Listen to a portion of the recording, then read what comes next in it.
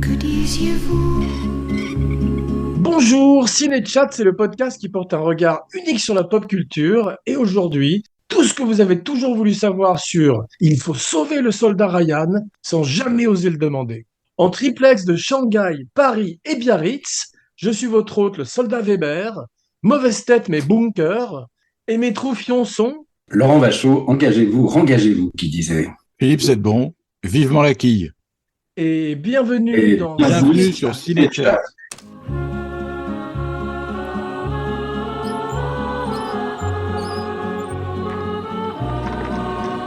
Ravi de vous retrouver, mes cinébuddies, pour Foubar Cadapod et de partir ensemble casser du bosch sur les plages de Normandie. Tout ça juste pour sauver un seul type au péril de nos vies. Alors, préparez vos bardas et vos rations, car Laurent nous raconte sans plus tarder la genèse du film dans un chapitre intitulé J'irai revoir ma Normandie, c'est le pays qui m'a donné la mort. Alors, la jeunesse du soldat Ryan, en fait, ça part en fait du scénariste, hein, comme souvent. Hein. Et c'est un type qui s'appelle Robert Rodat, le scénariste de Saving Private Ryan, que moi je connaissais pas hein, avant ça. Je sais pas ce qu'il avait fait. Je crois qu'il a pas fait énormément de trucs. Je crois même après, il a fait un film avec Mel Gibson. Je crois, mais c'est pas en tout cas. Si je peux t'interrompre une seconde, il a fait le pire film Marvel qui s'appelle Thor The Dark World, qui est le deuxième Thor, et il a eu Ouais. tort de le faire. Ouais. Comme son nom l'indique. Quoi. Mais bon, voilà, moi, c'est un scénariste que je connaissais pas. Et donc, c'est bon, c'est une jeunesse toujours, hein, avec le type, je crois que sa femme lui avait offert un bouquin sur le débarquement parce qu'il s'intéressait à cette période-là. Et en fait, en allant, je crois, en visitant un monument aux morts, il a vu qu'il y avait beaucoup de gens de la même famille qui avaient été tués, quoi. Donc, plusieurs frères, enfin, plusieurs frères. Et c'est là qu'il a eu cette idée assez, selon moi, assez absurde, de se dire ah mais s'il y a plusieurs fils de tués dans une famille, bah il faudrait sauver le dernier pour que la famille soit préservée. Donc l'idée d'envoyer plusieurs mecs pour tous se faire descendre pour en sauver un, quoi. Tu vois. Bon, donc il a donc écrit le scénario et je crois qu'en fait il y avait plusieurs projets à l'époque de films de guerre, hein, mais plutôt avec des gens beaucoup plus connus enfin, avec des grosses stars déjà, comme je crois, c'était Schwarzenegger, je crois, et Bruce Willis, il me semble bien. Et en fait, il a réussi à capter l'intérêt de Tom Hanks avec son histoire de sauver le soldat Ryan. Et Tom Hanks l'a apporté à Spielberg après, et donc ils se sont retrouvés à aller voir le studio Paramount où il y avait déjà les deux autres films qui étaient en développement, et ils sont arrivés avec un troisième. Et en fait, c'est le seul qui s'est fait, en fait, le film de Spielberg et Tom Hanks, parce que les deux autres, je crois, ont été annulés. Alors, je sais pas si ça a été annulé à cause du soldat Ryan, mais disons que c'est le seul film de la Seconde Guerre mondiale à Paramount qui s'est fait. Et je crois par contre il y avait la ligne rouge de Terrence Malick qui était aussi en développement ailleurs, parce que les deux films sont Oui, sortis, je puisque crois, la même année. c'est ça, Sizemore a été casté pour les deux films et il a choisi de faire le Spielberg. Mais Voilà. Philippe, j'avais une question à te poser rapidement. Est-ce que le projet avec de Schwarzenegger, ce serait pas Sergeant Rock, cette bande dessinée qu'il voulait Si, faire pendant des années avec Joel si. Silver? Je sais qu'il se l'est traîné très longtemps, le Sergent Rock, et c'était pas une très bonne idée de le caster dedans. D'ailleurs, moi, je connais bien la BD de Joe Kubert, Ouais. qui est assez extraordinaire de noirceur et de violence, et c'est le sang et les tripes. Et Sergent Rock, c'est vraiment le soldat américain, quoi. C'est pas question qu'il ait un accent allemand, tu vois. Non, Donc, Schwarzenegger, ça s'appelait With Wings as Eagles, le projet. Ah. Et Et il aurait Willis, joué un nazi ou un officier américain? probablement, ouais. Et Bruce Willis, c'était un machin qui s'appelait Combat. Et je crois aussi il y avait un autre metteur en scène avant Spielberg, hein, je crois, c'était Non, c'était le mec qui excuse-moi, avec Armageddon, c'était le euh, dîner de combat, le titre exact. Michael Et Bay. le metteur en scène qui était pressenti avant, c'était Michael Bay, figure-toi. Michael Bay. Ouais. Qui finirait Je sais par pas faire pourquoi Pearl il a laissé Harbor. tomber. Il a dit qu'il savait pas comment appréhender le projet, en fait. Il finirait par faire Pearl Harbor avec Tom Sizemore, qui est de tous les bons coups. Et Il savait pas comment appréhender le projet. voilà, c'est ça. En anglais, enfin, dans tous les cas, il disait qu'il savait pas comment le faire, en fait, si tu veux. Et c'est là que Tom Hanks est arrivé, comme tu dis. et dont Philippe va nous parler un peu plus dans quelques instants, et c'est lui qui a approché Spielberg. Voilà, en gros, la jeunesse, je pense que c'est à peu près tout ça, hein. Il n'y a pas grand-chose d'autre à ajouter. À partir du moment Ouais. où tu as un film qui est choisi par Spielberg, je pense que c'est pas trop compliqué. Enfin, quoi que je crois qu'il a laissé tomber quand même des projets sur lesquels il était impliqué. Mais là, il voulait faire quand même, même depuis ses années d'adolescence, parce que les premiers films qu'il a fait, Spielberg, en Super 8, on voit ça d'ailleurs dans les Fabelmans, c'était des films de guerre, hein. C'est-à-dire que quand il mettait en scène ses copains, comme ça, quand il commençait à essayer de faire des films, il avait déjà choisi des films de guerre, quoi. Donc c'était une époque qui... Est-ce que son père qui était joué par Paul Dano dans The Fabelmans, a Hum. servi pendant la Seconde Guerre mondiale? Parce que je crois qu'il a dit, il a fait ce film en hommage à son père, apparemment. Je ne sais pas du tout si le père a fait la Seconde Guerre mondiale. En tout cas, il était sûrement passionné de cette époque-là, puis qu'il partageait ça, le père et le fils, je crois, parce qu'il partageait pas grand-chose, le père et le fils, je crois, dans la jeunesse de Spielberg. Il était assez loin de son père. Il s'est rapproché, je crois, après. Le père de Spielberg est mort, je crois, à un âge très, très avancé. Il avait plus de 100 ans, je crois. Et Waouh, en fait, le père de Spielberg était garde un 100 ans, il a ingénieur fait. informatique. À la base, c'était un type qui était dans l'informatique, d'ailleurs, paraît-il, assez doué, hein. Je me demande s'il n'a pas inventé, non, il n'a pas inventé le Wi-Fi, ça c'est comment, c'est l'actrice, comment elle s'appelle, Ah ouais, Eddie un truc. Lamar. Mais je crois qu'il a inventé le fil à couper le beurre, si je ne me trompe pas. Mais on va, dans quelques instants, on va parler non pas de la liste de Schindler, mais de la liste de Spielberg, avec tous nos films préférés. Et je ne suis pas sûr que The Fabelmans figure dedans, mais on va le savoir dans quelques Non, instants. C'est le deuxième film DreamWorks, la boîte de compagnie qu'il fonde avec Katzenberg et Geffen. Il s'est pris un bid avant, je crois, un petit peu avec Amistad, un de ses premiers films sérieux, entre guillemets. Et il Hum. revient avec une vengeance, avec un projet dont il estime que la violence et le fait que ce soit un film d'époque va limiter son appel auprès du public. Alors on va voir par la suite que c'est un énorme succès, et ça sort en été d'ailleurs, et que ça deviendrait un très gros carton au box-office. D'abord, je précise effectivement que tous aux abris, tout le monde va en prendre pour son grade littéralement avec Laurent, parce que je crois que tu es pas tout à fait client du film, ce qui est toujours bon non, pour Abracadapod. Ça me rappelle Hit. je préfère Heat à Saving Private Ryan, donc, tu vois. Waouh, Oh comme la tu y vache. vas. Je n'aime vraiment que le début de ce film, enfin, qui est éblouissant, hein, la première demi-heure. Ne brûle pas les Après, étapes, franchement, on n'est pas encore sur la plage, attends. Donc, non, mais voilà, je le dis comme ça, je peux m'en aller maintenant.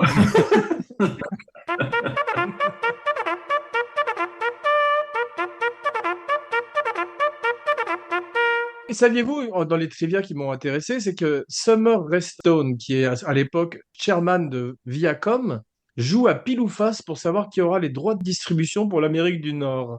Et Spielberg gagne à pile ou face. Mm. Parce que c'était en fait une coproduction de deux studios, en fait, comme souvent Paramount est en fait un studio qui est connu pour faire ça, c'est-à-dire de partager les risques.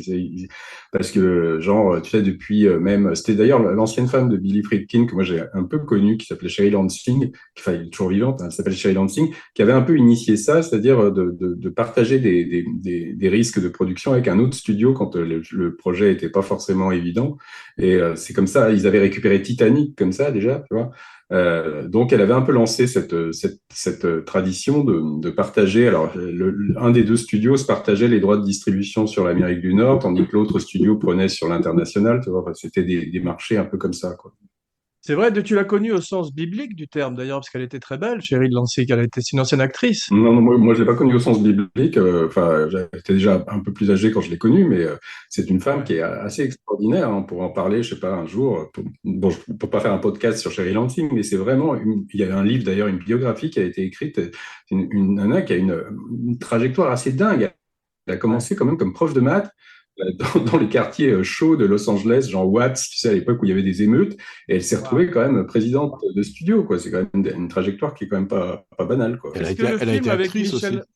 Elle a Pardon. été actrice aussi, effectivement. Elle a même joué une Mexicaine, elle qui est pourtant extrêmement diaphane et brune avec les yeux bleus. Elle a joué une Mexicaine dans Rio Lobo de C'est Howard ça. Hawks. Et je me Tu souviens, l'as elle vu, m'avait Philippe, Rio raconté. Lobo, c'est une des nombreuses adaptations un des trois remakes de Rio. Bravo, tu Ouais. l'as vu, Philippe? Ouais, ouais, ouais.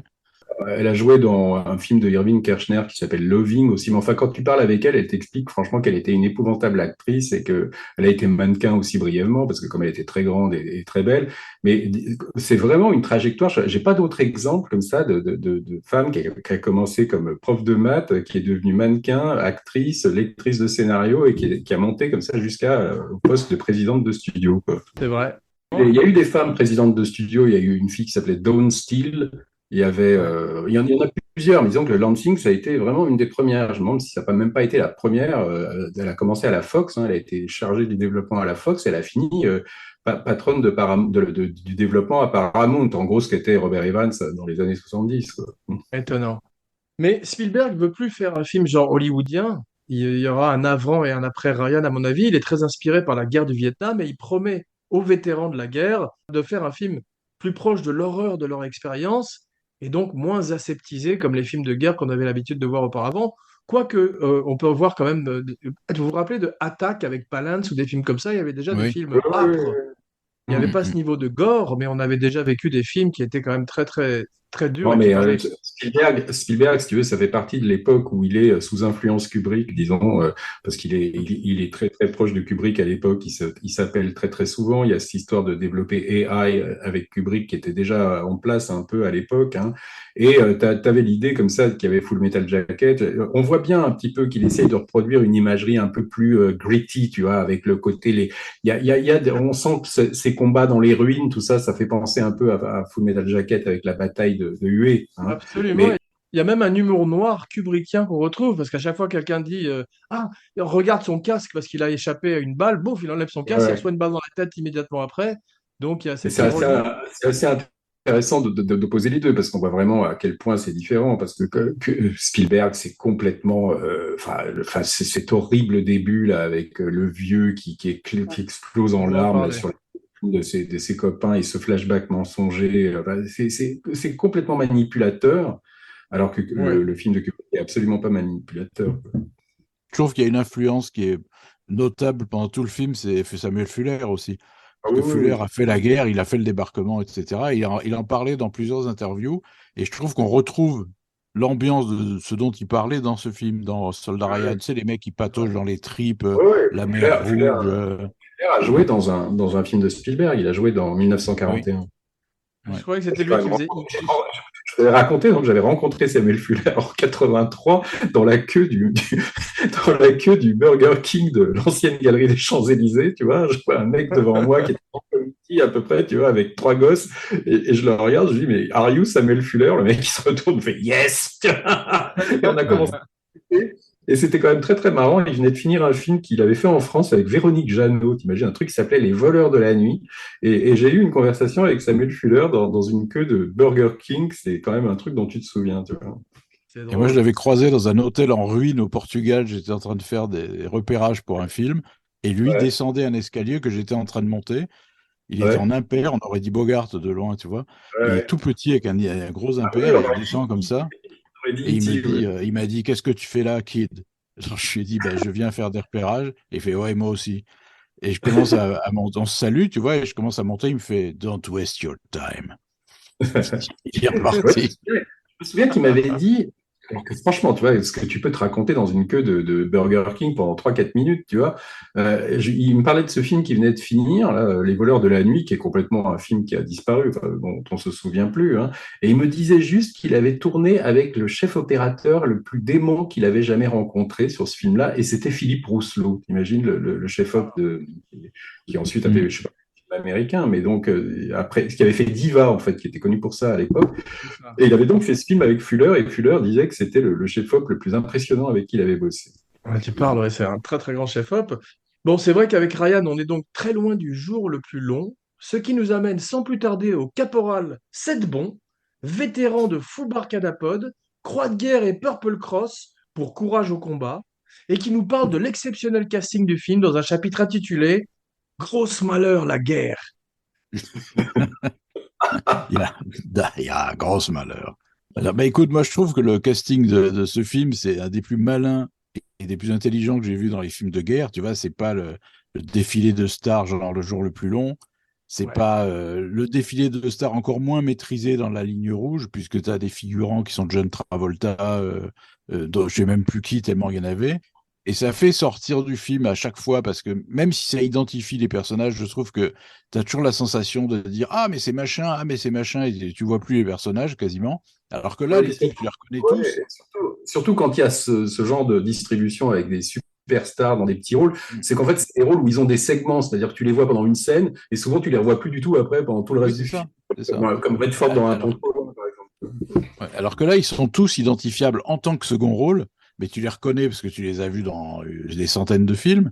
Et donc, il y a une identification facile, vu le nombre de personnages, c'était pas évident.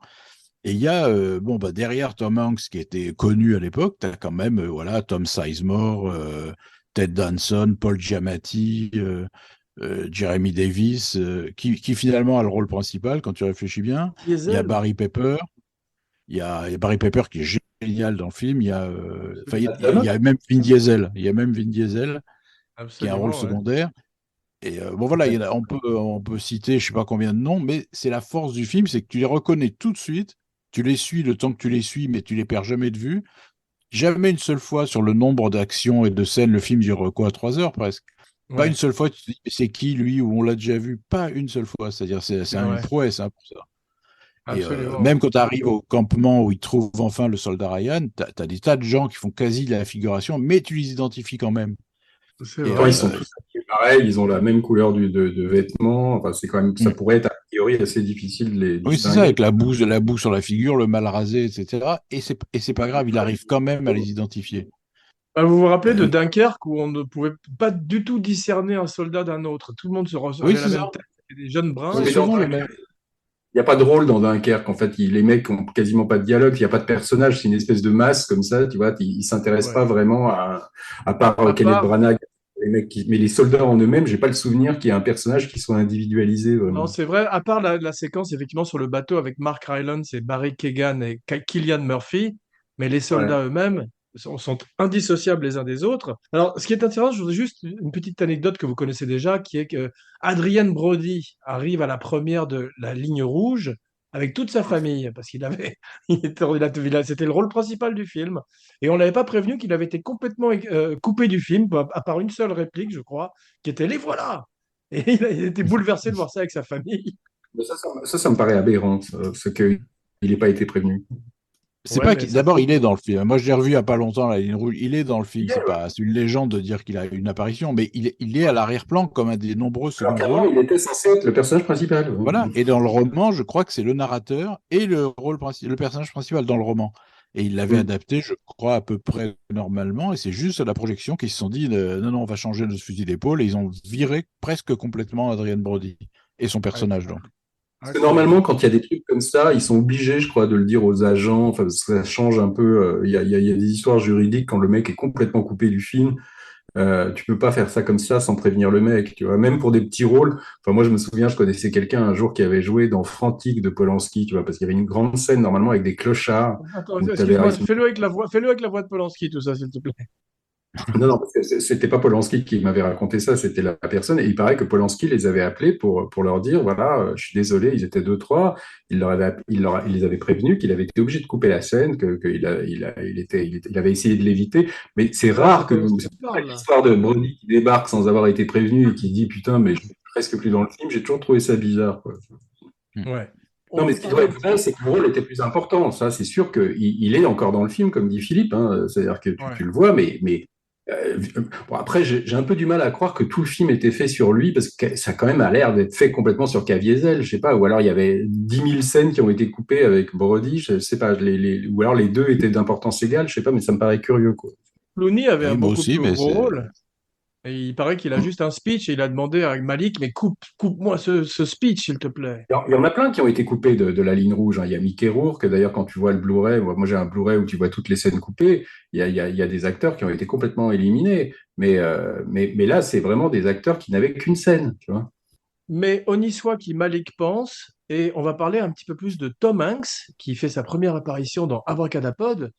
On l'appelait depuis quelques années le papa de l'Amérique, maintenant c'est plus le grand-père de l'Amérique, mais carrière exceptionnelle.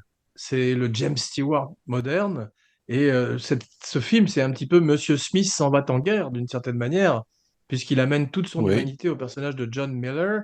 Et Philippe, on va parler un petit peu de son extraordinaire carrière, en particulier dans les années 90. Alors, j'ai quelques dates. Bon, il fait d'abord les comédies romantiques avec Meg Ryan. Ça commence par Sleepless, Sans sommeil à Seattle. Je sais pas comment ça s'appelait en français. Nuit blanche à Philippe. Seattle. Nuit Nuit blanche à blanche à Seattle. Seattle. Voilà, bravo. Et ensuite, il change un petit peu de registre avec, pour la première fois avec Philadelphie en 1993. Vous l'avez Hmm. vu, Philadelphie, ouais. Ouais, ouais. C'était Ouais. Où il assez. joue un homme atteint du sida, c'est ça, et C'est ça. qui attaque en justice la boîte qu'il a licenciée. C'est ça, avec Denzel qui jouait un avocat homophobe qui petit à petit se rend compte qu'il a affaire à un être humain. Enfin, maintenant, Tom Hanks, je trouve qu'il est devenu quand même. Enfin, j'ai entendu des déclarations, il a l'air d'être devenu complètement con, ou complètement woke, tu vois, en disant qu'il Ouais. pourrait. Maintenant, il refuse de faire Philadelphie parce que ça ne peut être joué que par un acteur homosexuel. Enfin, il est à fond dans le truc, tu vois. Genre, Ouais. si t'es pas homosexuel, tu peux pas jouer des homosexuels. Enfin, complètement con, quoi. C'est vrai, il continue sa conversion qu'il avait entamée en fait avec Big pour la première fois. Il avait fait Splash, vous vous Hmm. rappelez, et ensuite Big où il commençait à avoir des rôles plus importants. Comment vous vous situez par rapport à Forrest Gump, Philippe? Moi, j'aime pas du tout, j'ai jamais aimé, j'ai jamais accroché à ce film. C'est pas ton Je vachot. suis, je fais mon vachot, je veux Non, aussi, non, moi j'aime aussi pas avoir la beaucoup non plus. vedette. Si, si, moi j'aime bien, mais je trouve pas que ce soit. Enfin, t'en as qui délirent sur ce film, tu vois. Je trouve que c'est moins bien que Being There, par exemple, tu vois, sur l'histoire d'un crétin Ça, il n'y a qui pas de doute, devient. mais c'est un film qui, à l'époque, moi, je l'avais plutôt bien aimé, effectivement, mais depuis, quand je l'avais revu, ça a pris un énorme coup de vieux, quand même. En particulier Ouais, dans moi, la Oui, puis il y a façon dont Tom il Hanks, traite. il y a beaucoup de gens qui ont découvert Tom Hanks avec ce film. Moi, je trouve pas qu'il soit exceptionnel dedans, il est amusant, mais je peux te dire ça de presque tous ses films à Tom Hanks, hein. C'est pas un acteur, à part dans Soldat Ryan. sur l'île déserte, là, comme en Castaway, je trouvais qu'il était assez formidable dedans. Oui, il était bien J'aime aussi, ouais. beaucoup. Ouais, ouais. J'aime beaucoup Castaway. Je l'ai bien aimé dans Apollo 13, dans un rôle plus carré aussi, qui rappelle un peu celui du soldat Hmm. Ryan. J'aime beaucoup sa voix dans les Toy Story. Et donc Ryan en 98, et là tout d'un coup, je crois que c'est la première fois qu'il tue des gens à l'écran en fait. Ouais. Et la deuxième Ouais, fois ouais. qu'il Non, meurt mais après Philadelphie, et le défi était intéressant parce que si tu veux, dans un film tourné 10 ou 20 ans plus tôt, ça aurait été Lee Marvin, tu vois, qui aurait joué le capitaine taiseux dont personne connaît le passé, qui est absolument. vraiment un guerrier, quoi, un chien de guerre. Et là, ils prennent un type avec un physique complètement banal, un peu rondelé, comme ça, il a pas de tête, quoi, il a pas de visage, notamment que c'est Monsieur Tout-le-Monde. Et je trouve que c'était vachement intéressant, en fait, d'enlever tout l'aspect cliché du chien de guerre et de lui donner une allure bah, de ce qu'il est, quoi, un petit prof. Ouais, absolument. Voilà, Surtout c'était que intéressant. Spielberg a pensé aussi à des Harrison Ford et des Mel Gibson, comme tout le monde faisait à l'époque, mais il s'est Hmm. rabattu effectivement, comme tu dis Philippe, sur un personnage plus normal, plus anodin en tout cas, Monsieur Tout-le-Monde. Mais il a des yeux magnifiques. Dans les gros plans, il y a une émotion qui passe qu'un Harrison Ford ou un Mel Gibson n'aurait peut-être pas pu convoyer. Il est quand même dans son emploi, si tu veux, du gentil mec, tu vois, enfin, du menteur, du brave gars. Tom Hanks, quand il joue autre chose qu'un brave type, généralement, ça passe pas. Tu vois, c'est l'erreur qu'avait fait De Palma en le mettant dans le bûcher des vanités, où normalement, le Ouais. personnage est une espèce de sale con, prétentieux, arrogant. Ça marchait pas du tout, quoi. Et De Palma, il voulait même faire le Truman Show avec lui. Alors peut-être qu'avec le Truman Show, ça aurait marché, tu vois, Ouais. mais c'est quelqu'un. Alors tu vois, moi j'avais le même problème. Alors là, je vais aussi faire hurler les gens, tu vois, mais par exemple, la comparaison avec Jimmy Stewart, elle est tout à fait juste, hein. Je veux dire, c'est une sorte d'équivalent de Jon Stewart d'aujourd'hui. Mais tu pourrais te dire, déjà, moi j'avais du mal à imaginer Jimmy Stewart dans Vertigo, tu vois, parce que je trouvais que dans une histoire comme ça, avec Il un était fond de trop sexualité, vieux. t'arrives pas bien à voir Jimmy Stewart là-dedans. T'imagines pas Jimmy Stewart baiser, tu vois, ou dans une histoire de sexe, alors que Vertigo, même si c'est pas explicite, c'est quand même ça qui est le sujet. Je verrais pas non plus Tom Hanks dans un thriller érotique, tu vois, ou dans un truc où mais disons qu'au moins Stewart a peut-être eu un emploi plus large que Tom Hanks, tu vois. Mais il a Enfin, recherché, Stewart, à un moment, à jouer des mecs antipathiques. Stewart, il l'a essayé plusieurs fois même. Et ah oui. alors que Hanks, jamais. Enfin, moi, à part effectivement le De Palma, et c'est Oui, tout. mais Bah, il est pas attendez, excusez-moi, il y a effectivement les westerns d'Anthony Mann où il est extraordinaire, James Stewart, et il montre une face beaucoup plus sombre, mais vous oubliez La Route de la Perdition, où Tom Hanks fait un tueur et qu'il est très crédible, il amène une lourdeur à son Oui, mais personnage. il est pas antipathique. C'est un tueur, mais il est pas antipathique. C'est vrai, c'est vrai. Euh, Il protège son fils, il veut venger sa femme. Enfin, c'est Il a jamais joué comme Denzel Washington, l'horrible flic, tu vois, comme dans Training Day ou des rôles comme c'est ça, vrai, quoi. Mm, mm. c'est vrai. Parce que Denzel Et vous avez... Washington, c'est aussi un mec à un moment qui ne jouait que des good guys. Il y a un problème de son là, Allô? ça va revenir. Allô? Ouais, non, c'est bon. Et vous avez vu qu'ils ont annoncé un remake là dans les jours qui suivent de Vertigo avec Robert Downey Jr., Iron Man? N'importe quoi. Bon, N'importe quoi. d'accord. Surtout que bon, on en a déjà vu, il y a eu un remake de Psychose, il y a eu un remake de Rear Window pour la télé avec Christopher Reeve, il y a eu un Ouais. remake de Rebecca pour Netflix, enfin, ou une nouvelle adaptation plutôt. Bon, bon, ça fera un remake. Je crois qu'on l'oubliera avant même. Enfin, je comprends pas pourquoi ils font des films comme ça, parce qu'ils se disent quoi, que les jeunes générations n'aiment pas les vieux films, donc faut raconter l'histoire autre. Oui, c'est ça. L'expérience de Vertigo sans un cadre à la mise en scène, c'est un pur exercice de mise en scène. Vertigo, l'histoire en elle-même, enfin, ça peut faire un nanar aussi. Hein. C'est ça Ouais. qui est un peu débile, quoi. Ils ont annoncé récemment également le remake d'Apocalypse Now avec Chris Pratt et Chris Hemsworth. Non, je déconne. Non. Non, mais ils vont sûrement faire un jour un remake des Dents de la Mer, un remake de l'Exorciste. Enfin, l'Exorciste, je crois que même ils sont en train de le faire, là, non? Ce Une sera en nouvelle version. streaming en tous les cas. Ce sera probablement en streaming. Mais c'est vrai que Tom Hanks survit à des longs passages à vide. Tu as vu, il a une série de beats. Tu as parlé du bûcher des vanités. Mais il Hmm. faudrait attendre jusqu'à Castaway pour revenir avec un gros succès. Et il fait un des plus mauvais films de Spielberg, quand même, on peut le noter au passage, Le Terminal. Philippe, tu as vu ça? Mm. J'ai vu ça à l'époque, ouais, où il jouait avec un accent, Ouais, c'est Ouais. ça. C'était Borat, il jouait un mec d'Europe de l'Est. ce qui était pas crédible un quart de seconde. Ah non. Non, c'était vraiment un très mauvais film. Et on le retrouve également dans Le Pont des Espions en 2015, un film qui malheureusement est plutôt pas mal, mais à trois quatre fins, devrait s'arrêter avant, Ouais. comme Et c'est c'est souvent le marrant, c'est un problème avec film, tu vois, Spielberg. tu me parles de Tom Hanks dans ce film, j'ai oublié qu'il était dedans. Je Ouais, me Moi, j'ai oublié souviens le film. de l'acteur, là, formidable, comment il s'appelle, qui a eu l'Oscar, là, Mark Rylance. cet acteur anglais, Mark Rylance, voilà, qui est exceptionnel dedans, mais j'ai oublié Tom Hanks dans ce film. On parlait de James Stewart, Le Pont des Espions. Enfin, tu aurais très bien vu un film des années 50 ou 60 avec James Stewart. Tu vois, c'est exactement Oui, bien sûr. l'emploi de James Stewart. Absolument. On le retrouve dans un fat-suit étonnant dans Elvis, où il joue le colonel Parker. Alors, je me rappelle surtout du fat-suit et un peu moins de Tom Hanks, sauf à Moi, un je moment, trouve très il mauvais, hein. était bon. Ouais. Je l'avais pas trouvé bon du tout là-dedans. Et Mhm. on peut parler un petit peu de... C'est drôle, le deuxième nom au générique, c'est Edward Burns, qui a complètement disparu maintenant, mais qui à l'époque était une Mhm. star avec les frères McMullen et She's the Ouais. One, je sais pas comment ça s'appelait en français. Et Spielberg après aime bien les acteurs qui sont metteurs en scène, parce qu'il engage également Vin Diesel, parce qu'il a vu ses courts-métrages à Cannes. Et en général, il aime bien faire tourner des acteurs qui sont également des metteurs en scène. Je savais pas que Vin Diesel avait réalisé. Si, c'était deux courts-métrages qui lui ont montré qu'il y en a un qui s'appelle Multiracial et l'autre qui s'appelle Strays. Et Spielberg a été intéressé par lui, mais c'est vrai que... Je peux vous raconter une anecdote rapide sur Vin Diesel. J'aurais bien vu dans le remake je sais pas, des compères ou des fugitifs, tu vois, à la place de Pardieu. Bah, Tom Hanks a fait le remake du Grand Blond. What, The Man with the C'est Red, ça, with ouais. the Black. Ouais, ouais. Mais Vin Diesel est engagé par Frankenheimer pour faire Reindeer's Games. Tu sais, ce film avec Ben Affleck qui se passe Ouais, pendant la ouais, période de ouais. Noël, un casse. Et il devait faire une espèce d'homme de main, tu vois, un gros bras. Et Frankenheimer, un jour sur le plateau, lui dit, bah tiens, enlève ta chemise là pour la scène. Et Vin Diesel lui a répondu, Vin Diesel n'enlève sa chemise que dans les films de Vin Diesel. Il a été Ah viré oui. instantanément par Frankenheimer. C'était avant le Attends, docteur Moreau. c'est ça, il a été viré, donc il est remplacé immédiatement par un autre type dont l'histoire n'a pas retenu le nom. Et l'année suivante, il est dans Si, Riddick. c'était Danny Trejo. Ah, c'est Tréo qui le fait. Bah, alors tu Oui, parles, oui, oui. c'est drôle. Et là, lui, il a accepté de retirer sa chemise sans problème. Mais Vin Diesel, l'année suivante, retire sa chemise pour Riddick, un film de Vin Oui. Diesel. Ouais. Mais parlons plutôt du regretté Tom Sizemore. Il revient. On a Encore, parlé oui. longtemps de lui dans Heat.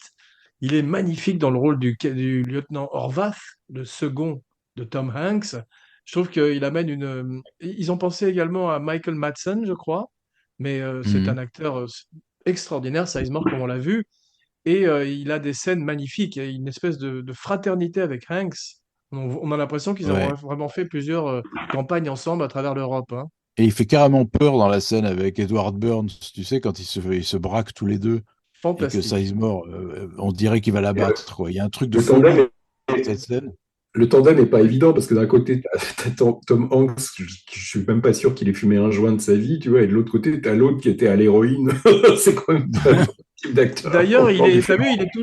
il est toujours un peu gras et suant dans ses films. Tom Sawyer, toujours un petit peu louche. Mm. C'est un bien Ouais, gros ouais. soldat, pourtant. Mais c'est vrai qu'il y a un truc, comme tu dis, Philippe, cette scène est extraordinaire quand Tom Hanks finit par Ah ouais. révéler sa véritable profession pour calmer tout le monde. Mais surtout, il y a un moment où Sizemore demande à... Non, Edward Burns lui dit, tu vas vraiment me tirer dessus parce que j'essaie de partir? Et Sizemore lui répond, non, je vais te tirer dessus parce que je t'aime pas. Ouais, ouais, ouais. Non, il est formidable dans cette scène parce que pour une fois, en fait, c'est une nounou, le rôle du sergent. C'est la nounou Ouais, du régiment, quoi. C'est, il aime tout le monde, ouais. il aide tout le monde, etc. Et là, tu te dis, il est pas que nounou, quoi. Il est à moitié dingo aussi, tu vois. Ouais, c'est vrai, C'est on voit la intéressant folie cette du facette qu'il personnage. apporte. Ouais. Absolument, et c'est une vraie belle scène. Et sa mort est assez belle aussi quand il dit: oh, c'est rien, j'ai juste perdu un peu mon souffle, alors qu'il a reçu 37 balles dans le buffet. C'est vrai.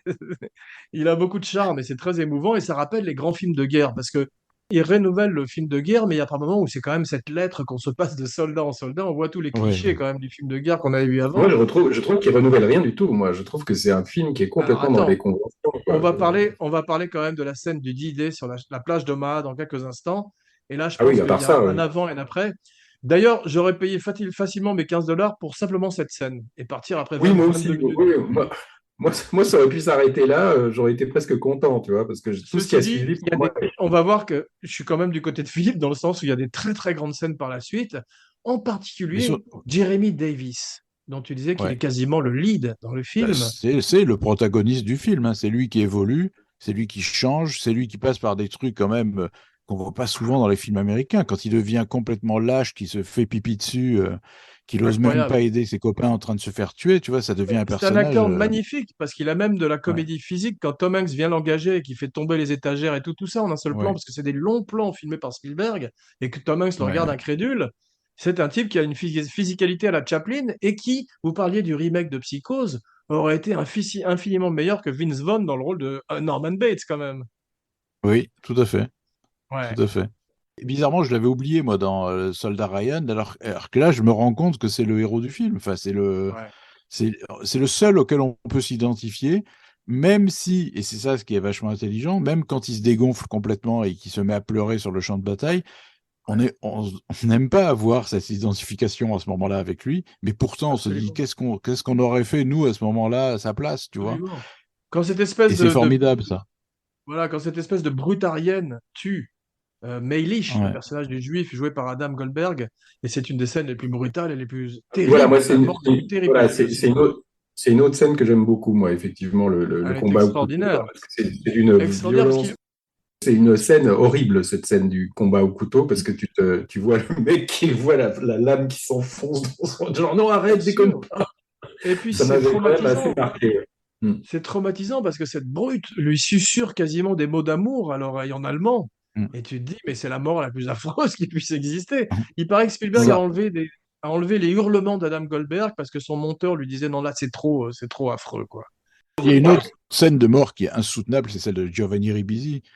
C'est le Ouais, doc, le médic, qui bien meurt. sûr. Ouais. C'est insoutenable, ça. Ouais.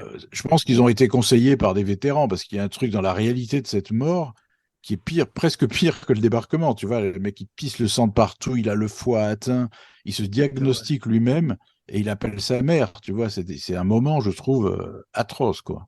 Absolument. Et ce qui est étonnant, c'est que le premier à mourir, c'est Vin Diesel, et c'est lui qui deviendrait la plus grosse star. Et on Ouais, retrouve Matt Damon dans le rôle du soldat Radian, qui n'avait rien fait à l'époque. Il était en train de tourner Good Will Hunting, ensuite est devenu un ouais. énorme succès avant que Ryan ne sorte. Et Spielberg était furieux parce qu'il voulait un inconnu et un type auquel on puisse s'identifier. Tout d'un coup, il avait Good Will Hunting, tu vois. Ouais. Ouais, ouais. Et il est très bien d'ailleurs, hein, Matt Damon. Il a vraiment ce Ouais. côté américain nourri au Ah là, oui, maïs. c'est la caricature du jeune Américain, dents blanches, tu vois, bien sain, que tu imagines élevé au maïs. Ouais, c'est C'est vrai. l'archétype du jeune On Américain, dirait, quoi. on dirait Alfred E. Newman, la mascotte de Mad Magazine, quasiment. Oui. Ouais. Non, mais Matt Damon, moi, je trouve que c'est un comédien qui est vraiment devenu très, très intéressant, je trouve, parce que il peut tout jouer, quoi. Moi, j'aurais jamais cru que ce mec-là aurait pu faire Bourne, par exemple, tu vois, une espèce de héros de film d'action. Il est crédible dans Bourne, il est crédible dans presque, pratiquement tout ce qu'il fait, tu vois. C'est quand même un type qui a une palette et qui est capable d'écrire des scénarios. Je crois pas qu'il ait réalisé, c'est encore le seul truc, je crois qu'il n'a pas fait encore, mais c'est quand même un comédien, je trouve, qui a une palette extrêmement large, quoi. Tu l'as vu dans ce Oui, et film puis il y a un truc. qu'il a tourné à Marseille? Le film qu'il a tourné à Oui, Marseille. ah oui, oui, moi, j'avais trouvé ça pas mal, hein. Ça a été Il était Ouais, complètement. très c'est bien, bien, et ouais. lui est formidable dedans. Hmm. Ouais. Ça s'appelle comment? Stillwater. Voilà, en français, Stillwater. c'était. Et en français, tu sais, non? Je crois que ça s'appelait L'eau Stillwater.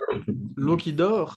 Mais en tous les cas, c'est vrai que Jeremy Davis, je voudrais juste demander un truc à Philippe. Est-ce que tu as vu le téléfilm où il joue Charles Manson, Helter Skelter? Oui, Il ouais. est formidable Il dedans, était tu as vu? étonnant aussi. Il est toujours bien. Ouais. C'est un type, on ne retient pas le nom et on le cite jamais dans les Et, très bons acteurs, mais il est très très bon. Il y a un avant et un après Manson. Je crois que le rôle l'a brisé. Parce que après ça, il joue plus que Manson dans les films. Il a toujours une barbe et il joue ah bon? des personnages psychotiques. Il est dans Black Phone, tu sais, le film de Ethan Hawke Oui. avec Ethan Ah Hawke. Il oui. fait quoi? Très bon petit Il film faisait quoi d'horreur où il fait dedans? le père de Ah, il famille. fait le père. Oui, oui, il fait le père, c'est vrai. Ouais, ouais. Et il ressemble à Manson de nouveau. Mais c'est vrai que je trouve qu'il aurait pu faire une beaucoup plus grande carrière à la Anthony Perkins, Oui, justement. ouais, Ou à la absolument. Andrew Garfield. Ouais. Mais Manson, t'as surtout un mec, il y a un mec qui a joué Manson dans le Tarantino, la Once Upon a Time in Hollywood, et dans Ouais. Mindhunter. Le gars, il a fait Ouais. deux Oui, fois Manson dans un film, quoi.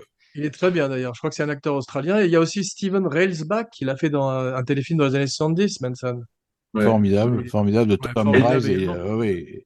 Et Riceback était vraiment étonnant aussi dans le rôle, hein. Ouais, tu sais que mm. Railsback, quelques années plus tard, il jouerait Ed Gein. Ed Gein. Il se spécialise dans les serial killers. Oui, Ouais. Mais tu parlais de Et Barry Razak, Pepper. Il est formidable, Barry Pepper, avec cette tête d'épervier. Bon, il est formidable pour un ouais. sniper catholique, comme ça, très religieux. Tu sais à qui il m'a fait penser, Philippe, à un de tes meilleurs amis, qui était Klaus Kinski. Je trouve qu'il aurait pu jouer Klaus Kinski Oui. jeune. Non, mais c'est vrai, à part qu'il n'a pas l'air complètement allumé, il est. Oui, oui, bien sûr.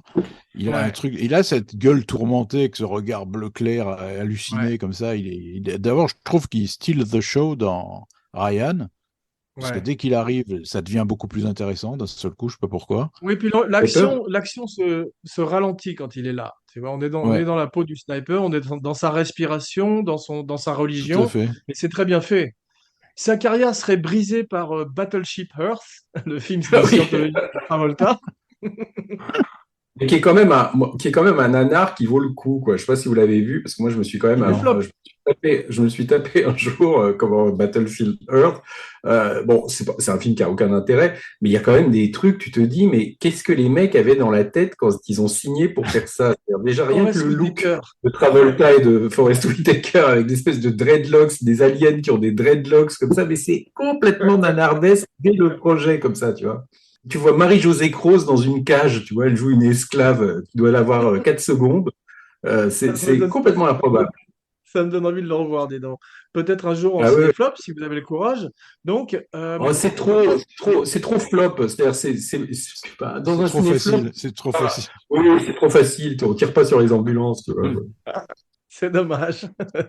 Mais en tout cas, on voit également Denis Farina à propos de Heat, Oui, qui fait oui, une ouais, apparition. ouais. Tous les militaires sont formidables, hein. Tu as vu Bryan Cranston, tu as vu, Oui, comment il s'appelle, Paul Giamatti, comme tu disais, Ted Danson, qui probablement est un pote il est de très bien, Spielberg, Ted parce qu'il n'avait pas Danson, fait ouais. grand-chose. Il est formidable. Et j'avais pas reconnu le type qui lit la lettre de Lincoln, cette espèce de vieux général. C'est le père de Fargo. Oui, Harve Presnell, ouais, ouais, ouais. Voilà, donc c'est étonnant de le revoir, il est très bien d'être dans la scène, même si on retrouve un petit peu à ce moment-là le schmaltz, le côté à l'eau de rose, comme on dit, de Spielberg, et je trouve que c'est présent également dans la musique de John Williams, qui est un peu C'est alourdie de vrai. façon sucrée le Ouais, film. ouais.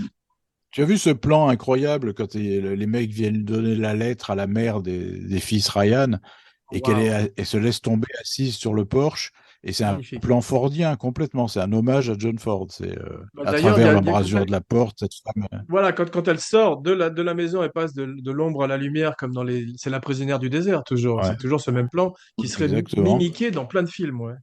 Et ce plan où elle vient lui annoncer le pire, comme ça, c'est sans dialogue et c'est très fort, quoi. C'est Ouais. rien qu'en voyant la voiture arriver, elle a compris. Puis Hein. t'as aussi ce mec, tu sais, que tu vois dans tous les films de guerre, Dale Dye, tu sais, qui est J'allais t'en un parler. instructeur. Oui, C'est le gars en général qui entraîne les acteurs, tu sais, pour devenir soldat. Il avait commencé sur les films d'Oliver Stone, Platoon et tout ça, mais tu le vois dans pratiquement dès qu'il y a un film de guerre sur le Vietnam ou sur la Seconde Guerre mondiale, tu vois ce mec-là. Tu le vois dans Casualties of War de Palma, tu le vois partout, ce type, avec les cheveux Ah, blancs, là, tu sais. ouais, il ouais, est je vois bien très d'ailleurs, bien. parce c'est un des seuls qui soit contre cette espèce de mission suicide en territoire ennemi. Mais je voudrais parler un petit peu de Deldai, parce qu'effectivement, il s'est occupé de faire un bootcamp, tu sais, une espèce d'entraînement intensif pour les acteurs, pour les transformer en soldats, pour leur donner cette espèce de côté frère de guerre. Et au milieu, les acteurs ont voulu arrêter. Et je me suis dit, bah, ça devait être 15 jours, 3 semaines. Et en fait, c'était simplement 6 jours de bootcamp. C'est-à-dire, au bout de 3 jours, ils n'en pouvaient plus. Ah ouais, Des vraies ouais, non, mais fiottes, Sean des Penn, vraies fiottes hollywoodiennes. c'est Sean Penn Parce que, qui avait eu, à un moment, au bout parce que De Palma m'avait raconté qu'ils avaient fait ça pour Casualties of War, et puis il paraît qu'au bout de 3 jours, Sean Penn, il a dit au mec, non mais attends, ça va, là, on est des acteurs, tu vois, parce qu'il est réveillé en plein milieu de la nuit en disant, ouais. Et le mec a dit, non mais arrête tes conneries, tu vois, genre. mais il s'attendait à aller griller des marshmallows en forêt, tu sais, autour du feu. Et ça, c'était pas du tout ça, effectivement. Ils étaient réveillés au milieu de la nuit. Et seul Tom Hanks s'est éclaté. Et lui, Tom Hanks a dit, c'est génial, les gars, on va pas arrêter. Et tout d'un coup, il s'est imposé en chef militaire pour la première fois. Et tout le monde s'est rallié à Tom Hanks, qui lui, au moins, avait des couilles, contrairement aux autres. Il y a une petite anecdote sur Dale Dye. Alors, tu le vois pas dans Full Metal Jacket, hein, puisque ce qui est curieux, c'est que en fait, Dale Dye, il a fait l'offensive du Tet. Il a participé à l'offensive du Tet, qui est l'opération militaire que tu vois dans Full Metal Jacket, hein, c'est-à-dire ces Ouais. combats dans les ruines et tout ça. Et ce qui est drôle, c'est que Dale Dye, il figure dans le roman qui a inspiré Full Metal Jacket, The Short Ah ouais. Timers. Il y a un personnage qui s'appelle Dale dedans, et c'est Dale Dye en fait, tu vois, puisque Gustav Ouais. Hasford, l'auteur du roman, le connaissait et avait combattu à l'époque avec lui, quoi, tu vois. Est-ce qu'il a été conseiller technique sur Full Metal Jacket, Dale Dye, Pas ou du pas? tout. Non, non, non, non, non, non, je crois que c'était Liermet, je sais pas qui était aussi conseiller technique, mais il a pas participé à Full Metal Jacket. D'accord. Et donc, Spielberg, à ce moment-là, en pré-production, il a terminé Amistad et il fait Lost World en même temps. Il est toujours il est très, très occupé à cette époque. Il enchaîne les projets. La lumière de Janusz Kaminski m'avait paru très désaturée. Tu sais, ce qu'on appelle le bleach process, où Hmm. pour obtenir ces images un peu proches des photos de Robert Capa dans les années 40. Mais là, quand je l'ai revu sur Amazon Prime, une petite pub au passage. J'avais l'impression qu'il l'avait recolorisé différemment pour que ce soit un peu plus C'est conventionnel, on va Ouais, possible, dire. ouais. ouais, ouais. Oui, C'est c'est le possible. HDR, tu sais, maintenant, ils te mettent du HDR, que cette espèce de process qui fait ressortir les couleurs. Donc, c'est pour te faire péter les verts, les rouges, tu vois. Donc, tu as des couleurs qui sont un peu accentuées comme ça.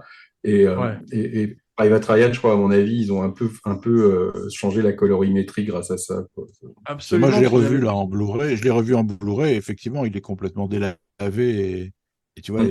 et grisâtre, quoi, le film. désaturé, ce qui a inspiré d'ailleurs plein de metteurs en scène, de Ridley Scott à Greengrass, Paul Greengrass, en particulier cette Hmm. shaky cam, tu sais, cette caméra qui bouge tout le temps, qu'on voit dans les films de Bourne ou dans ses films Ouais, par la ouais. suite.